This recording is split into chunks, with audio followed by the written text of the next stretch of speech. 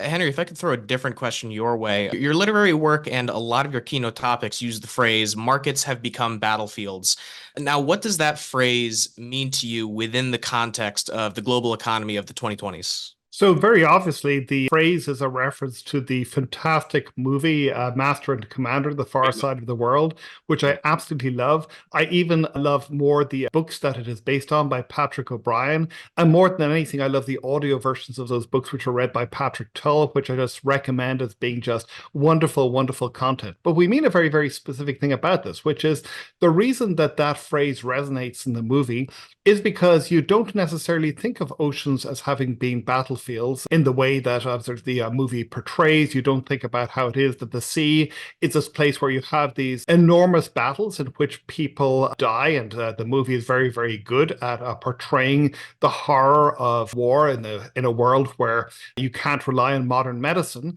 Now, in the same way, we're in a world where these markets, marketplaces, which people for decades have been used to as being very, very mundane places, where if you were a business, all you had to focus on was trying to figure out what your competitors were up to, trying to figure out how to bring a new product to market, trying to figure out